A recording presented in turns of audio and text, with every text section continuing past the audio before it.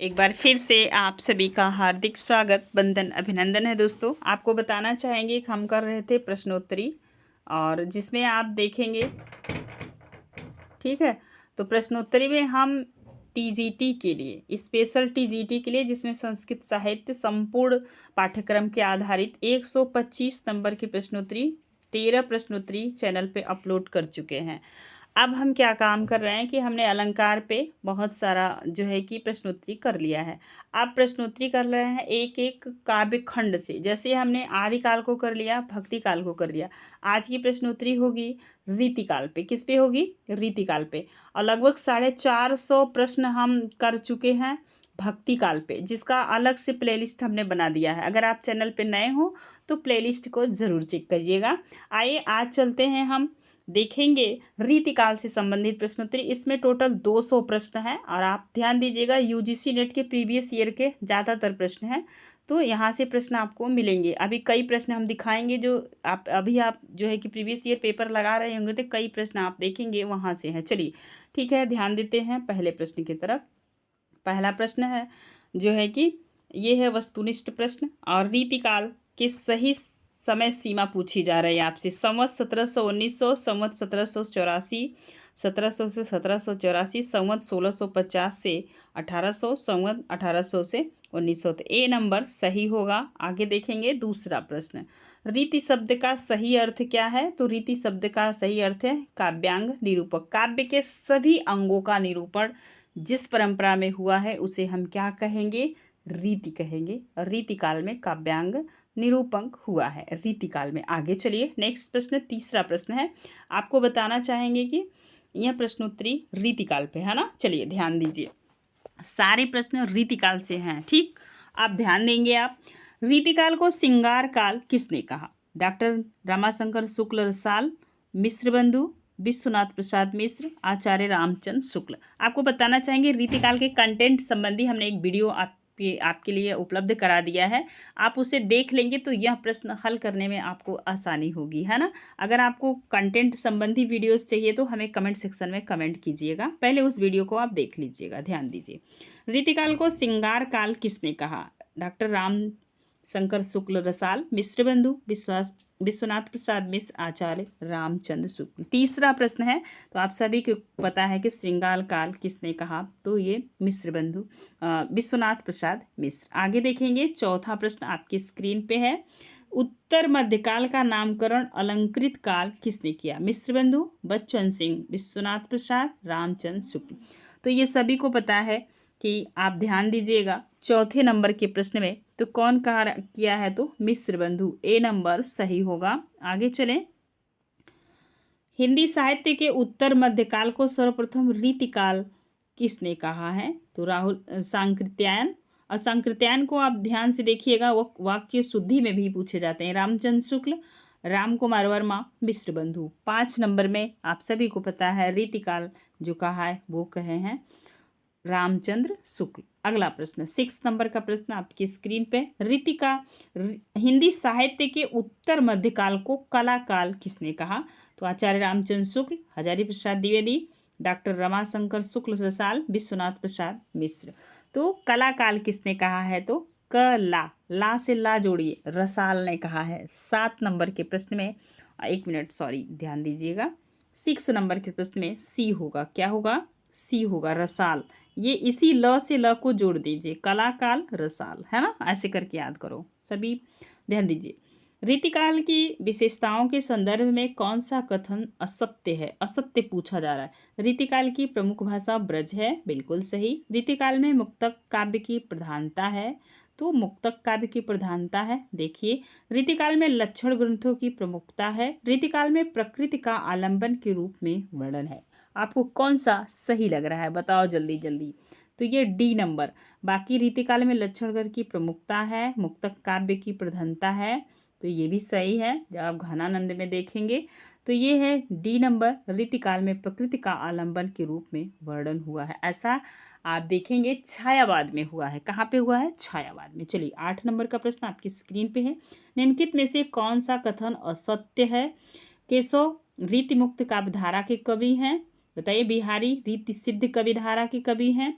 बिहार रीतिबद्ध धारा के कवियों में आचार्य कवि कहा जाता है। रीतिबद्ध धारा के कवियों को आचार्य कवि कहा जाता है। डी नंबर, रीतिबद्ध धारा के कवियों ने लक्षण ग्रंथों की रचना की। प्रश्न है ना मजेदार, अब आप लोग उत्तर दीजिए। तो ये है केशव रीति मुक्त काव्य धारा के कवि नहीं है, यही सही है। असत्य पूछा जा रहा है ना, बाकी ये सही है, ये भी सही है, ये भी सही। आगे चलिए, ध्यान दीजिए। डॉक्टर रामकुमार वर्मा ने हिंदी साहित्य के उत्तर मध्य काल के लिए कौन सा नाम उपयुक्त माना है? रीतिकाल, श्रृंगार काल, कला काल, अलंकृत काल। 9 नंबर का प्रश्न है, तो याद रखेंगे क्या माने हैं? कला काल। सी नंबर सही होगा। आगे चलिए, 10वां नंबर का प्रश्न आपके स्क्रीन पे है और फटाफट उत्तर दीजिएगा। रीतिकाल के आचार्य हैं तो वामन है। किसका है? वामन का। भामह का याद रखेंगे, भामह का क्या है? तो अलंकार है। कुंतक का आप बताएंगे कमेंट सेक्शन में, कमेंट के माध्यम से, है ना। ध्यान दीजिए। रसा स्वाद को सर्वप्रथम ब्रह्मानंद सहोदर किसने कहा? भट्टनायक, शंकुक, आनंदवर्धन, अप्पय दीक्षित। 11 नंबर के प्रश्न का आप लोग उत्तर दीजिएगा। तो यह है भट्टनायक ने क्या कहा है? तो ब्रह्मानंद सहोदर। किसको कहा है? रस को। ध्यान दीजिए। 12 नंबर का प्रश्न है, भृंगी भड़ीती को किस आचार्य ने विशेष महत्व दिया है? कुंतक, वामन, क्षेमेंद्र और मम्मट। मम्मट की एक रचना बहुत पूछी जाती है, इसे आप बताएंगे। अभी जब आप कंटेंट वाला वीडियो देखेंगे तो सारी चीज़ें आपको समझ में आ जाएंगी। ठीक है, ध्यान दीजिए। 12 नंबर के प्रश्न का उत्तर होगा कुंतक। कुंतक ने भंगी भड़ीती को किस आचार्य ने विशेष महत्व दिया है? तो ये दिए हैं कुंतक। आप ध्यान दीजिए।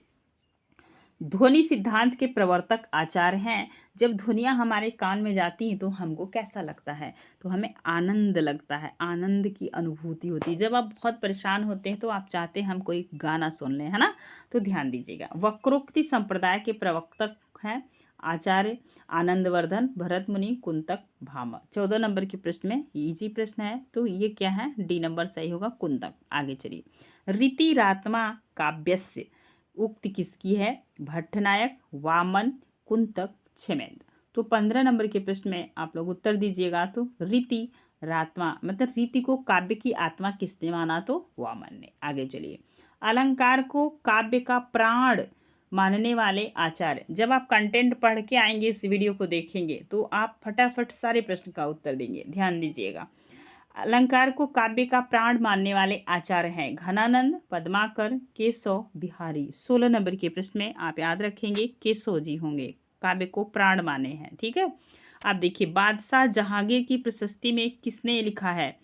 आप देखिए, बादशाह जहांगीर की प्रशस्ति में किसने लिखा है? तो प्रशस्ति आप देखेंगे मतीराम, केशवदास, रहीम, द्विजदेव। तो जहांगीर की प्रशस्ति किसने लिखा है? ऐसा होना चाहिए। तो जहांगीर की प्रशस्ति में किसने लिखा? ऐसा है। थोड़ा सा प्रश्न अटपटा है, तो आप खाली इतना ध्यान दीजिए कि बादशाह जहांगीर की प्रशस्ति किसने लिखा है। ठीक है। तो आप बताएंगे 17 नंबर के प्रश्न में, तो ये लिखे हैं केशवदास। क्या लिखे हैं? केशवदास। बी नंबर सही होगा। अगला प्रश्न है, चिंतामणि त्रिपाठी को हिंदी रीतिकाल का प्रवर्तक किसने माना है? तो शुक्ल जी ने माने हैं चिंतामणि को। 18 नंबर के प्रश्न में महावीर प्रसाद द्विवेदी, और आप देखें ऊपर तो वहाँ पे किसको माने थे? तो केशव को माने थे। ठीक है। विश्वनाथ प्रसाद द्विवेदी ने किसको माना था? और ये भगीरथ मिश्र ने, दोनों लोगों ने केशव को माना है। शुक्ल जी किसको माने हैं? तो चिंतामणि को। आप देखिए 19 नंबर का प्रश्न है, वर्णय रीति स्वभाव ज्यों वृत्त वृत्त सी भिमित कथन किसका है? चिंतामणि का, देव का, घनानंद का, भूषण का। 19 नंबर के प्रश्न में उत्तर दीजिए। तो वर्णय रीति स्वभाव ज्यों ज्यों वृत्ति सी मित, यह कथन जो है किसका है? तो चिंतामणि का है। ए नंबर सही होगा। आगे चलते हैं। देव कवि ने रीति को कहा है तो काव्य का गुण, काव्य का द्वार, काव्य का स्वभाव, काव्य की रचना। 20 नंबर के प्रश्न का उत्तर दीजिएगा। तो क्या कहे हैं? काव्य का द्वार कहे हैं। बी नंबर सही होगा। आगे चलें। ये 21 नंबर का प्रश्न आपकी स्क्रीन पे है। रीति सुभाष कवित्व की वर्णत बुद्ध अनुसार उक्ति किसकी है? रसलीन की, बिहारी की, चिंतामणि की, देव की। 21 नंबर के प्रश्न में आप याद रखेंगे यह जो उक्ति है वो चिंतामणि की है। सी नंबर सही होगा। आगे चलिए। अब 22 नंबर का प्रश्न है, अपनी अपनी रीति के काव्य को कवि रीति पंक्ति से रीति शब्द के किस अर्थ को अभिव्यक्त हुई है? काव्य स्वभाव, काव्य द्वार, काव्य रचना पद्धति, ये सभी। 22 नंबर के जो है कि प्रश्न का आप सभी उत्तर दीजिएगा। तो काव्य की रचना पद्धति, सी नंबर। अब ये सभी देख के आप नहीं जाएंगे, 90% बच्चे तो ये सभी में चले जाते हैं ना, आप ध्यान दीजिए। 23 नंबर का प्रश्न है, हिंदी के प्रथम सर्वांग निरूपक आचार्य हैं घनानंद, बोधा, चिंतामणि, केशवदास। तो बताइए 23 नंबर के प्रश्न में क्या होगा? तो सर्वांग निरूपक आचार्य जो है केशवदास हैं, डी नंबर सही होगा। आगे चलें, अगला रीतिकालीन कवियों को कितनी श्रेणियों में विभाजित किया गया है? तो 3। आगे चलिए, रीतिकालीन काव्यधारा नहीं है, रीतिबद्ध है, रीतिमुक्त है, रीति सिद्ध भी है और रीतिभुक्त नहीं है, सी नंबर सही होगा। आगे चलें, रीति काव्य का प्रमुख विषय है। तो रीति काव्य का प्रमुख विषय क्या है बताइए? भक्ति है, नीति है, उपदेश है, श्रृंगार है। 26 नंबर के प्रश्न में तो सभी को पता है कि श्रृंगार है। क्या है? श्रृंगार है। नायिका के नख से लेकर सिख तक का वर्णन किया गया है, ध्यान दीजिए। रीति काव्य का मूल स्रोत क्या है? भक्तिकालीन संत साहित्य, भक्तिकालीन कृष्ण साहित्य, भक्तिकालीन राम साहित्य और संस्कृत के काव्यशास्त्री ग्रंथ। 27 नंबर के प्रश्न को आप लोग थोड़ा विचार के उत्तर दीजिएगा। तो सभी को पता है कि रीति कालीन का जो मूल स्रोत है वो संस्कृत आचार्यों से लिया हुआ है। आगे चलिए, नेक्स्ट प्रश्न है 28 नंबर का, काव्यशास्त्र की परंपराओं के अनुसार लक्षण ग्रंथ की रचना करने वाले कवि किस काव्यधारा के अंतर्गत आते हैं? रीतिबद्ध, रीति सिद्ध, रीतिमुक्त। तो बिहार जो है कि बोधा, ठाकुर, घनानंद ये सब रीतिमुक्त में आएंगे। रीतिबद्ध अब आपको पूछा जा रहा है जिसमें सभी विधाओं का जो है कि देखिए प्रश्न को पढ़िए, काव्यधारा की परंपरा के अनुसार लक्षण ग्रंथों की रचना करने वाले कवि किस काव्यधारा के अंतर्गत आएंगे? है ना मजेदार प्रश्न, उत्तर दीजिए सभी लोग। तो ये है रीतिबद्ध, जिसमें सभी रीति निरूपकों का जो है कि प्रयोग किया गया हो।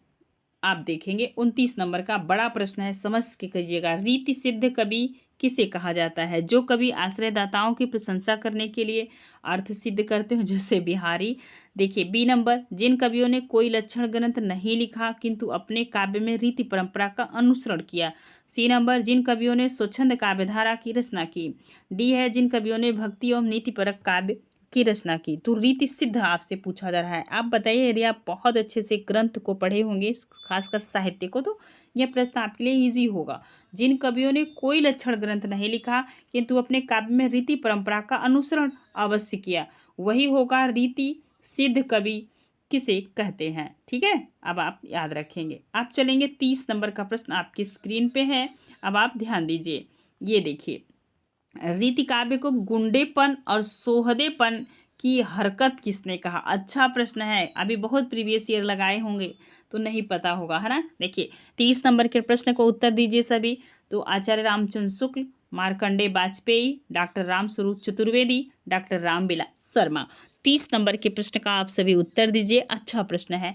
तो ये कहे हैं मार्कंडेय वाजपेयी, नोट डाउन कीजिएगा, गुंडेपन और सोहदेपन की हरकत कही गई है। ठीक है, आप देखेंगे 31 नंबर का प्रश्न है, रीतिकालीन कवियों में भाषा में मिश्रण करने एवं का व्याकरण के नियमों की अवहेलना करने का आरोप किस आलोचक ने लगाया है? Ramchandra Shukla, doctor Ramkumar Verma, doctor Ramvilas Sharma, professor Rajnath Sharma. 31 number के प्रश्न का आप सभी उत्तर दीजिएगा, हमें बेसब्री से इंतजार है।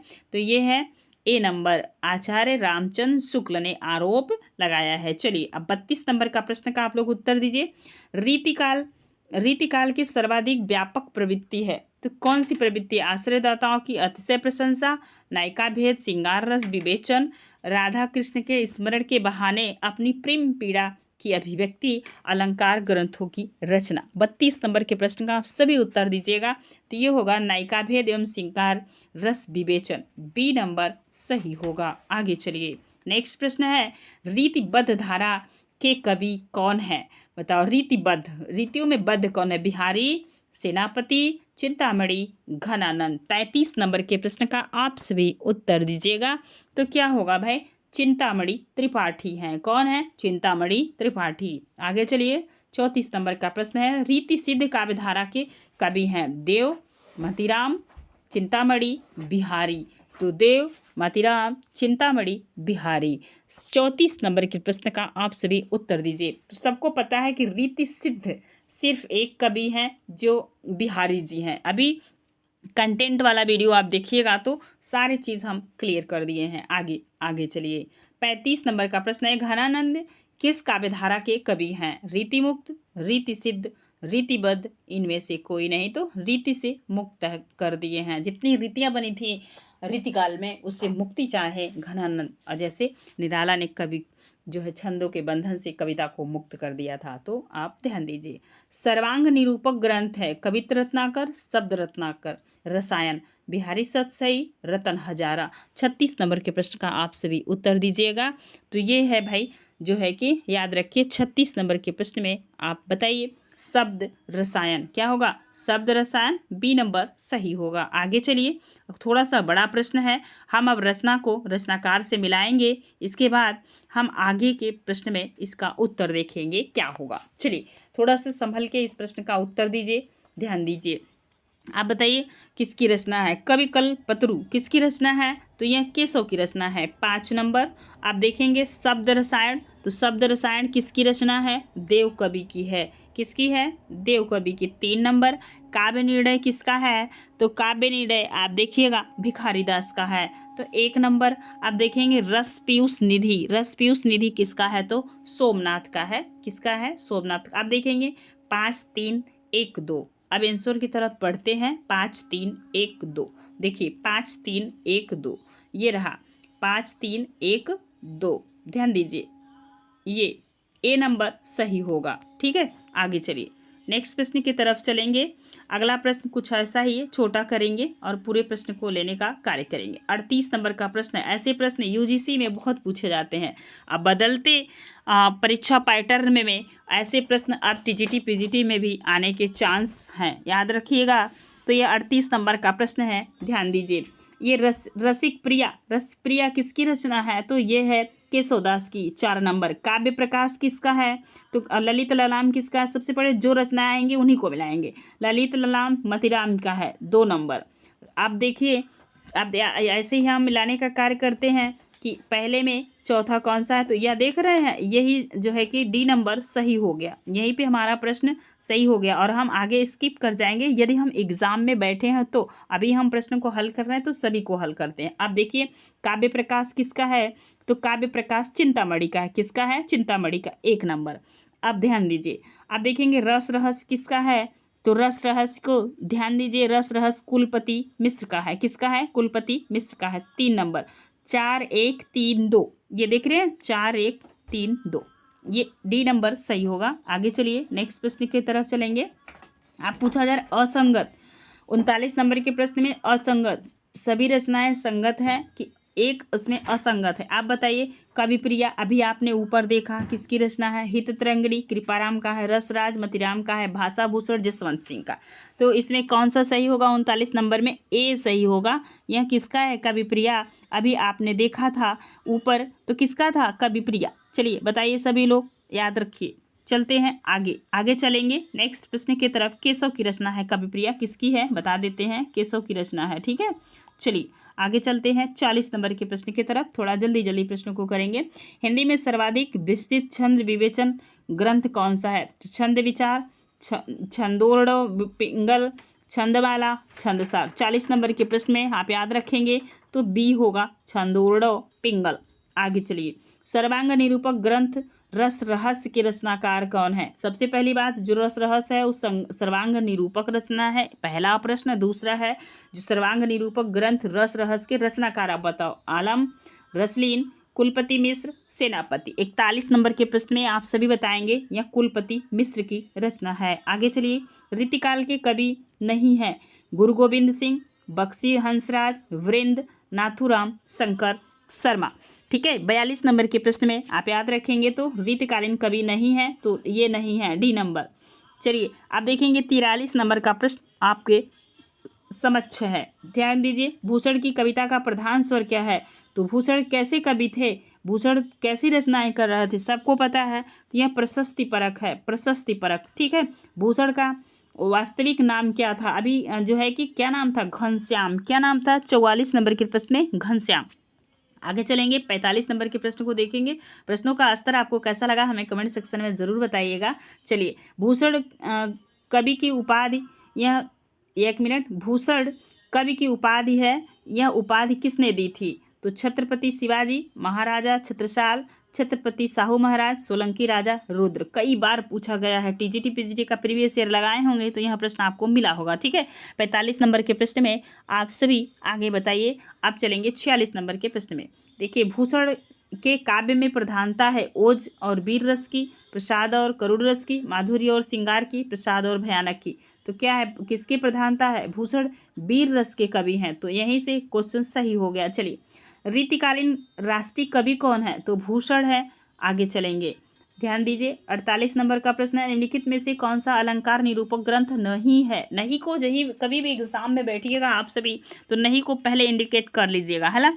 ध्यान दीजिए, आप 48 नंबर का प्रश्न जो आपके स्क्रीन पे है, अब आपसे पूछा जा रहा है रस निरूपक ग्रंथ नहीं है, तो ये भूषण का शिवराज भूषण है, मतिराम का ललित ललाम है, भिखारीदास का श्रृंगार निडय है, जसवंत सिंह का भाषा भूषण नहीं है। क्या है? नहीं है। डी नंबर सही होगा। आगे चलें, डी नंबर सही होगा। आगे चलिए, सर्वांग विवेचक ग्रंथ सुधा निधि के रचनाकार हैं घनानंद बोधा वृंद तोष कवि। 49 नंबर के प्रश्न का उत्तर दीजिएगा।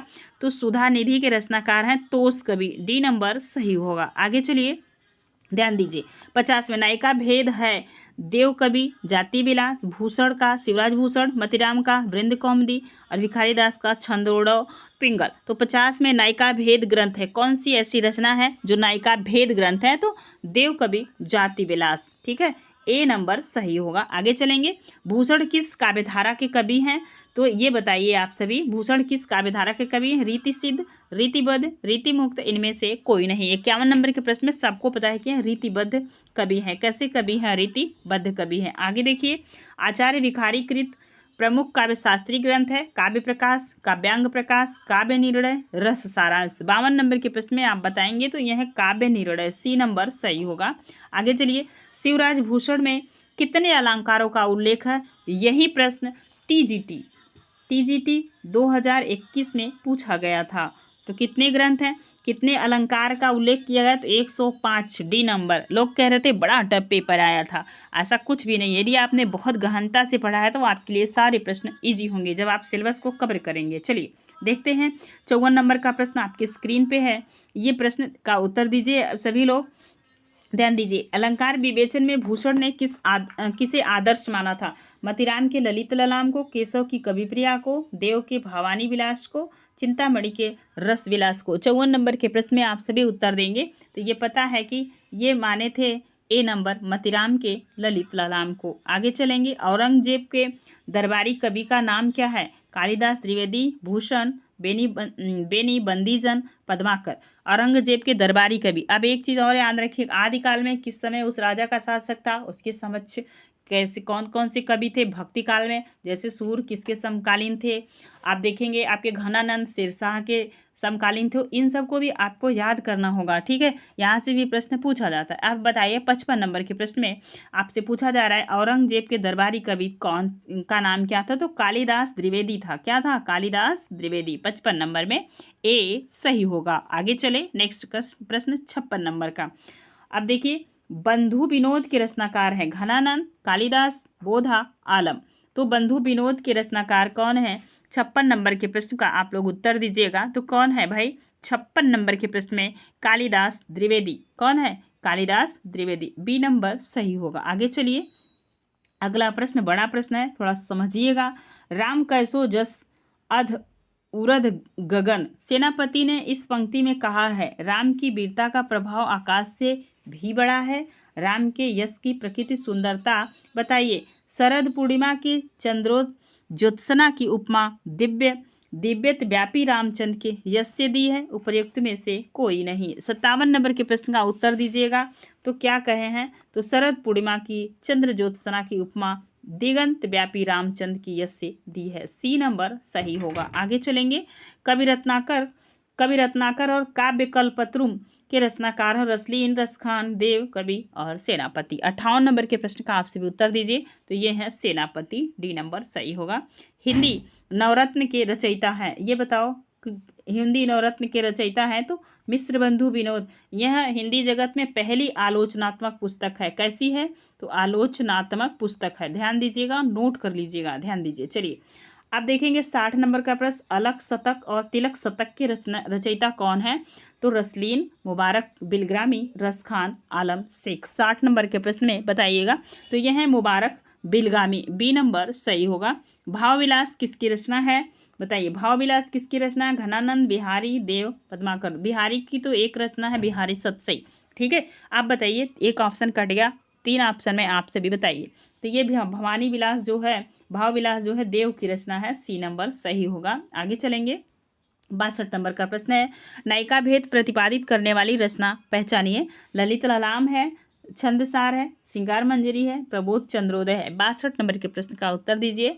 तो नायिका भेद प्रतिपादित करने वाली जो रचना है वो है श्रृंगार मंजरी। आगे चलेंगे, नेक्स्ट प्रश्न है 63 नंबर का, किस कवि ने भक्ति, श्रृंगार और वीर तीनों विषयों पर अधिकार पूर्वक लिखा है? भूषण। किसने लिखा है? भूषण ने। 63 नंबर में 1 मिनट ध्यान देंगे, थोड़ा सा जल्दबाजी नहीं करेंगे दोस्तों। आप भी कभी भी परीक्षा में जल्दबाजी नहीं करिएगा। ध्यान बिल लगा के हमने इसको भूषण कर दिया, ऐसा कुछ भी नहीं है। ध्यान दीजिए, किस कवि ने भक्ति, श्रृंगार, वीर तीनों विषयों पर अधिकार पूर्वक लिखा है? तो ये है पद्माकर। कौन है? पद्माकर कवि हैं। आगे चलें, ठीक है, आगे चलेंगे। नेक्स्ट है आपके जो है कि ये रहा आपका 63 नंबर का प्रश्न। 64 नंबर का प्रश्न आपकी स्क्रीन पे बहुत बार यही रचना पूछी। जगत विनोद किसकी रचना है? तो पद्माकर की रचना है। किसकी रचना है? पद्माकर की। आगे चलेंगे, श्रृंगार रस सार ग्रंथ किसे कहा जाता है? तो राम रसायन, श्रृंगार मंजरी और रस विलास या जगत विनोद को। डी नंबर सही होगा। श्रृंगार रस सार ग्रंथ किसे कहा जाता है? तो जगत विनोद को। अब आगे देखेंगे, पद्माकर ने किसके अनुरोध पर हितोपदेश का अनुवाद किया था? सरदास अदाजी, प्रताप शाही, राजा जयलाल, भाव सिंह। 66 नंबर के प्रश्न में उत्तर दीजिएगा। तो ये है सरदार अदाजी। ठीक है, पद्माकर का अलंकार ग्रंथ है प्रबोध पचासा, पद्माभरण, जगत विनोद, राम रसायन। 67 नंबर के प्रश्न में आप सभी को पता है क्या? पद्माभरण है। क्या है? पद्माभरण है। आगे चलें, 68 नंबर के प्रश्न में, पद्माकर की वह रचना जो दोहा चौपाई छंद में है, प्रबोध पचासा, जगत विनोद, राम रसायन, पद्माभरण। 68 नंबर के प्रश्न का उत्तर दीजिए। तो यह है राम रसायन, सी नंबर सही होगा। आगे चलिए, पद्माकर की वीर रस प्रधान ग्रंथ है प्रबोध पचासा, जगत विनोद, पद्माभरण, हिम्मत बहादुर, बिरदावली। और यह बहुत बार पूछी जाती है, तो याद रखेंगे, डी नंबर सही होगा। पद्माकर की वीर रस प्रधान रचना है बहादुर बिरदावली, हिम्मत बहादुर बिरदावली, याद रखिए। 70 नंबर का प्रश्न है, जयपुर नरेश प्रताप सिंह के दरबारी कवि थे? पद्माकर, रसलीन, भूषण, बिहारी। 70 नंबर के प्रश्न का उत्तर दीजिए। तो यह थे पद्माकर, ए नंबर सही होगा। ये भी कई बार यह रचना पूछी जाती है। उज्ज्वल नीलमणि का विषय क्या है? बताइए, उज्ज्वल नीलमणि का विषय क्या है? 71 नंबर के प्रश्न का उत्तर दीजिए। श्रृंगार, भक्ति, दर्शन, विनय। तो क्या है? श्रृंगार है। और कमेंट सेक्शन में कमेंट के माध्यम से बताइएगा उज्ज्वल नीलमणि किसकी रचना है। ध्यान दीजिए, अगला प्रश्न है 72 नंबर का, कौन सा कवि रीत मुक्त काव्यधारा के अंतर्गत नहीं आता है? तो सबको पता है, बोधा ठाकुर, आलम, रसलीन। तो कौन नहीं आएगा 72 नंबर के प्रश्न में? ए नहीं आएंगे, रसनिधि नहीं आएंगे, ए नंबर। बाकी ये 3 कवि आ जाएंगे। कहाँ आएंगे? रीति मुक्त काव्यधारा के अंतर्गत। आप देखेंगे रीति मुक्त कवि हैं भिखारी, मतीराम, द्विजदेव, ग्वाल। अच्छा प्रश्न है, उत्तर दीजिए। जब तक आप क्लियर नहीं करेंगे ऐसे प्रश्नों का उत्तर नहीं बनेगा एग्जाम में, ध्यान दीजिएगा। तो द्विजदेव हैं जो रीति मुक्त कवि हैं। आगे देखिए, 74 नंबर का प्रश्न है, रीति काव्य में कौन सा काव्य रूप अपनाया गया है? प्रबंध, मुक्तक, कथा, चंपू। 74 नंबर का प्रश्न है, आप बताइए। तो ये अपनाया गया है मुक्तक, बी नंबर सही होगा। आगे चलेंगे, आप देखेंगे 75 नंबर का प्रश्न जो आपके स्क्रीन पे है ना, ध्यान दीजिए। ये रहा 75 नंबर का प्रश्न। अब 25 प्रश्न हमारे और बचे हैं। इस प्रश्नोत्तरी में हम टोटल 100 प्रश्न लेंगे। 100 प्रश्नों की प्रश्नोत्तरी हम नेक्स्ट वीडियो में लेंगे, ठीक है। ध्यान दीजिए, निम्नलिखित रचनाओं में कौन सा सतसई परंपरा की सबसे पहली रचना मानी गई है? गाथा सप्तशती, आर्य सप्तशती, वीर सतसई, बिहारी सतसई। आप बताइए कौन सी रचना पहली मानी गई? 75 नंबर के प्रश्न में याद रखेंगे गाथा सप्तशती। आगे चलिए, नेक्स्ट प्रश्न है आपकी स्क्रीन पे 76 नंबर का प्रश्न। रीति निरूपक की प्रवृत्ति का परिचयात्मक ग्रंथ है? रसभूषण, बिहारी सतसई, कवि कल्पतरु, रसविलास। आप 76 नंबर के प्रश्न का आप सभी उत्तर दीजिए। तो ये है कवि कल्पतरु। नेक्स्ट प्रश्न आपके स्क्रीन पे है 77 नंबर का। बूदी नरेश भाव सिंह के दरबारी कवि थे? भिखारीदास, मतीराम, देवकवि, पद्माकर। 77 नंबर के प्रश्न का उत्तर दीजिए। तो ये है मतीराम, बी नंबर सही होगा। अगला प्रश्न है, रीतिकालीन काव्य की सर्वप्रमुख भाषा है? राजस्थानी, बुंदेली, अवधी, ब्रज। तो अब राजस्थानी भाषा राजस्थान में बोली जाती है, बुंदेली राजस्थान और रीवा वाले बॉर्डर पे बोली जाती है ना, और जो है कि आप अक्सर एमपी वाला बेल्ट मान लीजिए। तो अब अवधी कहाँ बोली जाती है? तो आपके अवध प्रांत में, ठीक। और ब्रज जैसे उत्तर प्रदेश के काफ़ी क्षेत्र में अवधी बोली जाती है, रामचरितमानस इसी अवधी भाषा में लिखा गया है, ब्रज में। तो यहाँ पे रीतिकालीन की जो प्रमुख भाषा थी वो ब्रज थी, ऐसे याद कीजिए। आगे चलते हैं, मतीराम के अलंकार विवेचन में किसका अनुकरण लक्षित है? चिंतामणि का, भट्ट केदार का, अप्पय दीक्षित का, माखन कवि का। और 89 नंबर के प्रश्न का जो है कि आंसर दीजिएगा आप सभी। तो ये है अप्पय दीक्षित का, सी नंबर सही होगा। आगे चलें, मतीराम द्वारा रचित छंद निरूपण ग्रंथ है? ललित ललाम, साहित्य सार, रसराज, कौमुदी। चारों रचनाएं मतीराम की हैं। अब आपको बताना है कि रस छंद निरूपण कौन सी है, ये बताना है आपको। तो बताइए 80 नंबर के प्रश्न में। तो यह है वृत्त कौमुदी। क्या है? वृत्त कौमुदी। आगे चलें नेक्स्ट प्रश्न की तरफ। 81 नंबर का प्रश्न आपके स्क्रीन पे है। मतीराम की भाषा है? बोलचाल की ब्रजभाषा, साहित्यिक ब्रजभाषा, साहित्यिक अवधी, साहित्यिक राजस्थानी। तो मतीराम की भाषा पूछी जा रही है आपसे, है ना, 81 नंबर के प्रश्न में। तो साहित्यिक ब्रजभाषा है। क्या है? साहित्यिक ब्रजभाषा है। आगे देखेंगे, अंग दर्पण के रचयिता हैं? रसलीन, तोस कवि, बोधा, मुबारक। 82 नंबर के प्रश्न को उत्तर दीजिए। तो यह है रसलीन कवि, ए नंबर सही होगा। आगे देखेंगे, बिरह बारिश किसकी रचना है? बिरह बारिश आलम, बोधा, रसलीन, मुबारक। 83 नंबर के प्रश्न इजी प्रश्न है। तो विरह बारिश बोधा की रचना है। किसकी रचना है? बोधा और आलम में थोड़ा कंफ्यूज होता है, तो याद रखेंगे किसकी रचना है, तो बोधा की है। आगे 84 नंबर का प्रश्न है, कविकुल कंठाभरण के रचयिता कौन है? आलम, दुलह, मतीराम, सेनापति। 84 नंबर के प्रश्न में याद रखेंगे दुलह है। कौन है? दुलह। आगे प्रबोध पचासा के रचयिता कौन, रचनाकार कौन है? चिंतामणि, देवकवि, पद्माकर, मतीराम। 85 नंबर के प्रश्न का उत्तर दीजिए। तो क्या होगा? पद्माकर, सी सही होगा। आगे चलेंगे, 86 नंबर के प्रश्न का उत्तर दीजिए। द्रोण पर्व किसकी रचना है? देवकवि की, लाल कवि की, कुलपति मिश्र की, पद्माकर की। 86 नंबर के प्रश्न में आप सभी जानते हैं कि द्रोण पर्व जो रचना है वो कुलपति मिश्र की है, सी नंबर सही होगा। ध्यान दीजिए, यह है 87 नंबर का प्रश्न। रीतिबद्ध कवियों से घनानंद का प्रेम इसलिए भिन्न है क्योंकि वह अत्यधिक मांसल है, वह अलौकिक और आध्यात्मिक है, वह सुजान से प्रेरित है, वह स्वानुभूत और रीति मुक्त है। आप बताइए, अच्छा प्रश्न है ना। तो याद रखेंगे आप, हो सकता है सुजान से प्रेरित पे लगा दें, मांसल लगा दें, लौकिक और आध्यात्मिक, लेकिन यहाँ पे वह स्वानुभूत और रीति मुक्त कवि थे। कैसे कवि थे? तो रीत मुक्त कवि थे। इश्कलता के रचनाकार हैं बोधा, आलम, ठाकुर, घनानंद। 88 नंबर के प्रश्न का आप सभी उत्तर दीजिएगा। तो बताइए कौन है, यह किसकी रचना? इश्कलता तो घनानंद की रचना है। आगे देखेंगे, रस का साक्षात अवतार किसे कहा गया है?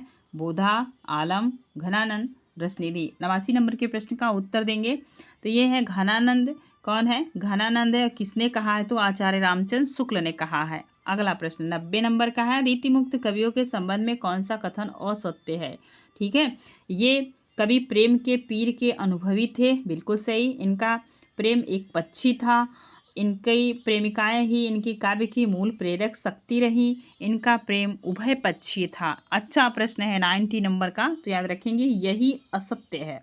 ठीक है, इनका प्रेम उभयपक्षी था, ये नहीं था। ये क्या था, तो इनका प्रेम जो था वो एक पक्षी प्रेम था, उभयपक्षी नहीं था, एक पक्षी प्रेम था। ठीक है, याद रखिएगा। आगे चलते हैं।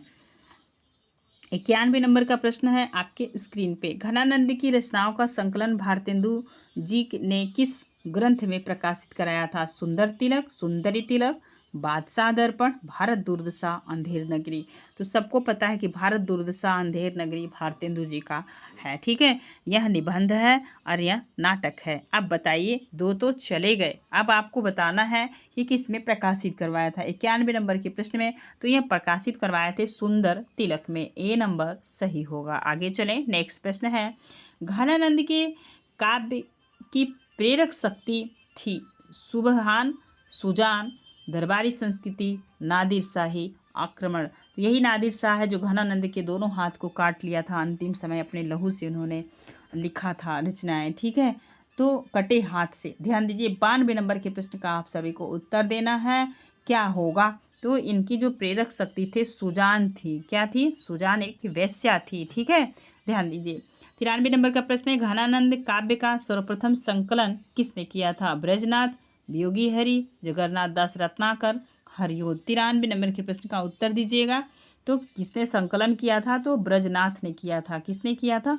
ब्रजनाथ ने किया था। आगे चलेंगे, अब देखेंगे 94 नंबर का प्रश्न है।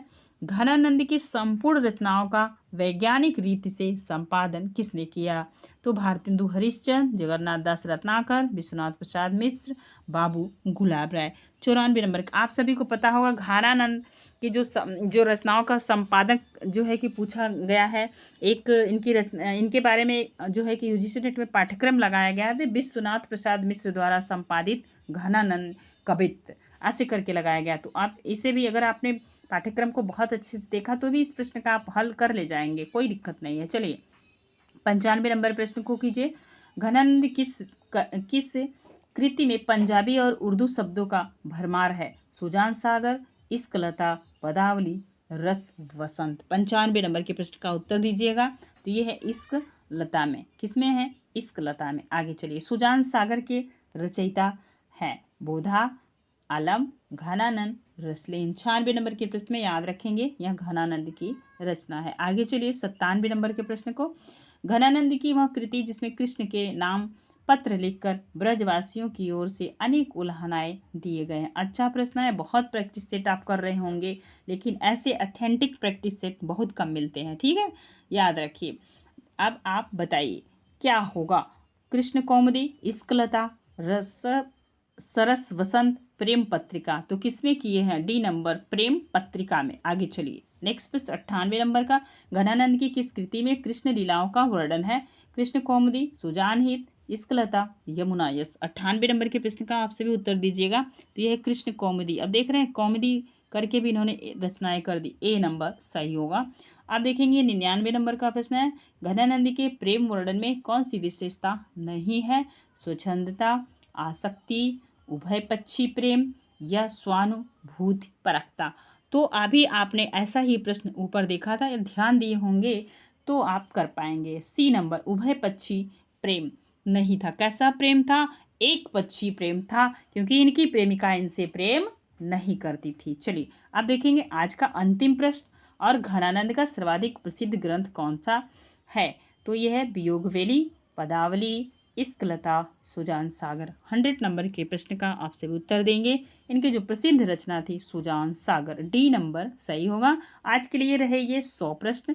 अब हम, अगर आप इसके आगे के प्रश्न चाहते हैं तो हमें कमेंट सेक्शन में कमेंट के माध्यम से बताइएगा, करवा देंगे, आगे की प्रश्नोत्तरी की तरफ बढ़ेंगे। आज के लिए बस इतना ही, फिर मिलेंगे नेक्स्ट वीडियो में। वीडियो पसंद आएगा तो प्लीज़ लाइक कीजिएगा, एक प्यारा सा कमेंट कीजिएगा। चैनल पे नए हो तो चैनल को सब्सक्राइब कीजिएगा। धन्यवाद।